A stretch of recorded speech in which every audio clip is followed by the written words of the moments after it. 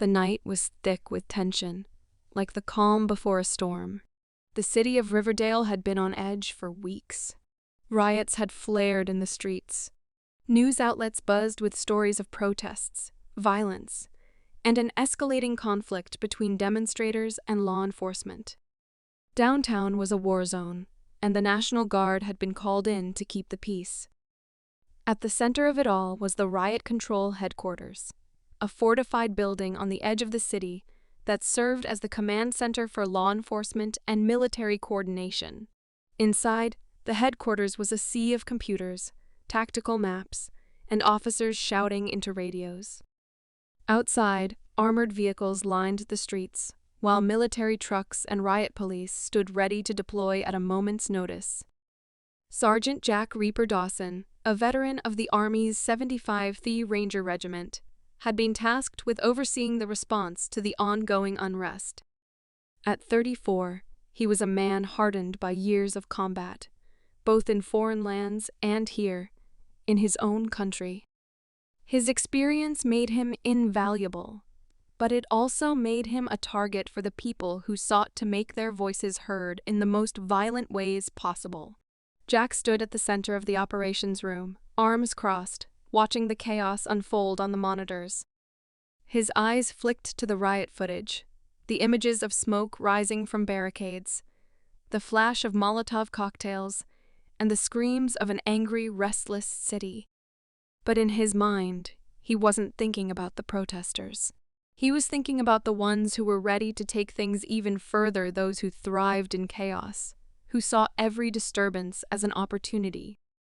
And tonight, Jack had a feeling they were coming.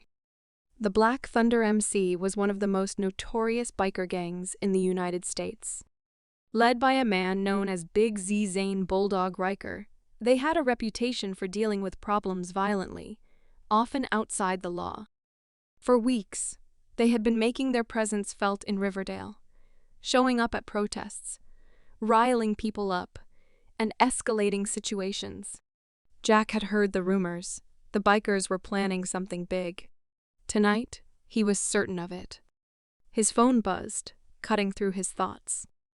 It was an encrypted message from his contact within the local police department. They're coming. Tonight. They'll try to break through the barricades, get to the National Guard HQ. Big Z is leading them. Jack's jaw tightened. He turned on his heel, walking briskly to the weapons locker. "We've got trouble," he said to Lieutenant Emily Hayes, his second in command. A no-nonsense woman in her early 30s, Emily had been with him through multiple deployments. She knew Jack better than anyone, knew when something was about to explode. "Black Thunder?" she asked, her voice calm but with an edge of concern. Jack nodded. "They're not just causing mayhem this time. They're coming for us. I want all units on high alert. No one gets through the gates. Not even them." Emily's lips pressed into a tight line. "Understood, sir." An hour later, the first sounds of rumbling motorcycles reached the HQ's outer perimeter. The booming engines echoed off the nearby buildings, sending a wave of apprehension through the guards stationed at the gates. Jack stood by the comms desk, scanning the live feeds on the monitors. The bikers were closing in about a dozen at first, with more coming in from side streets. Then, a few minutes later, the unmistakable sound of a leader's roar cut through the air. Zane Riker himself, Big Z, had arrived.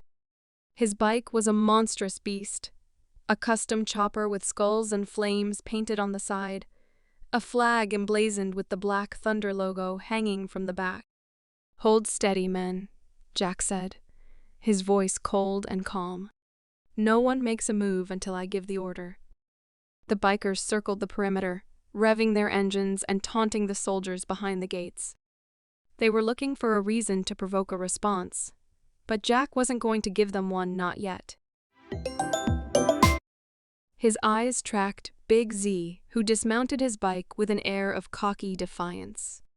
"I'm gonna enjoy this," Big Z sneered, scanning the gates and the soldiers watching from behind the walls. Emily came up behind Jack, her voice low. We need to prepare for impact, sir. They won't back down. They'll test our resolve. Jack nodded, but didn't take his eyes off Big Z. He knew this moment was coming. The bikers were going to try to break in. They were going to test the limits of their power, and if they succeeded, it would send a message not just to Riverdale, but to the entire country. The tension in the air was palpable. Big Z took a few steps toward the gates, his boots hitting the ground with an almost rhythmic force. The rest of the bikers followed, creating a threatening wall of leather and steel. Jack was about to give the order to raise the gates when a sudden burst of static erupted from the comms. "Sir," Emily's voice crackled in his earpiece. "They're going for the eastern gate. They've got sledgehammers, explosives. They're going to break through." Jack's eyes narrowed. They weren't here just to make a statement, they were here to take the HQ. "Deploy the 3RD battalion.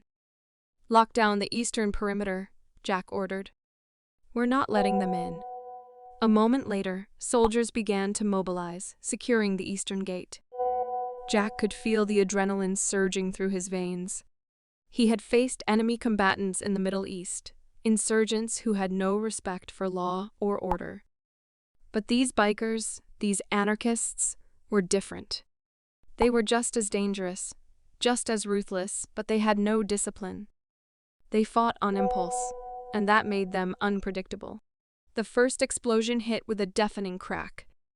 A flash of light burst from the eastern wall as a small charge went off, but it wasn't enough to break through.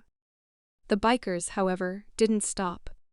They rushed forward with sledgehammers and crowbars, battering the reinforced gates. Jack's voice was calm but firm. "It's time to stop playing games." He turned to Emily. "Get the armored vehicles on standby. If they breach the gates, I want to push them back hard. We can't let them inside." Emily nodded, then turned to issue the orders.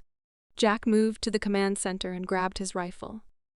The bikers were growing bolder, shouting obscenities, daring the soldiers to make the first move. Big Z stood at the front, his arms raised, as if calling for the final push. That's when Jack saw it. Big Z's eyes locked onto his. There was no fear, no hesitation, just pure aggression. This wasn't just about the HQ anymore. It was personal. Jack stepped forward, his rifle in hand, his mind focused. The moment was drawing near. "Get ready," Jack muttered. He knew the bikers weren't going to back down. But what they didn't realize was that they were messing with the wrong man tonight. The eastern gate finally gave way, the heavy metal doors shuddering before they exploded inward, sending a cloud of debris into the air. The bikers cheered, flooding the area, their weapons raised. But they weren't prepared for the level of force that Jack and his men were about to unleash. "Deploy," Jack shouted. The soldiers surged forward, rifles raised. The armored vehicles rolled into position, their heavy guns aimed at the bikers. Jack's team, led by Emily, moved in formation, methodical and disciplined, their eyes locked on their targets. Big Z charged toward Jack, a look of fury on his face. He swung a crowbar with all his strength, aiming for Jack's head. But Jack was faster. In a split second, he sidestepped, bringing his rifle up in a smooth motion. He didn't hesitate. A single shot rang out. Big Z crumpled to the ground, his crowbar falling from his hand. The bikers paused, stunned. But Jack wasn't finished. He gestured to his men. "Push them back," he ordered. The soldiers surged forward, driving the bikers out of the compound with precision and force. The Black Thunder Gang wasn't prepared for military tactics. Within minutes, the situation was under control. As the bikers retreated into the night, Jack stood over Big Z's unconscious body, breathing heavily, his pulse still racing. The message was clear. No one, not even the most ruthless gang in the country, could break through the resolve of a soldier who had been trained for war. And tonight, Jack Dawson had proven that point beyond doubt. The aftermath was quiet, the air thick with the sounds of men and women checking their gear, securing their positions. But Jack couldn't shake the feeling that this wasn't over. The bikers would be back. They always came back. But for now, at least, the wrong people had messed with the wrong soldier.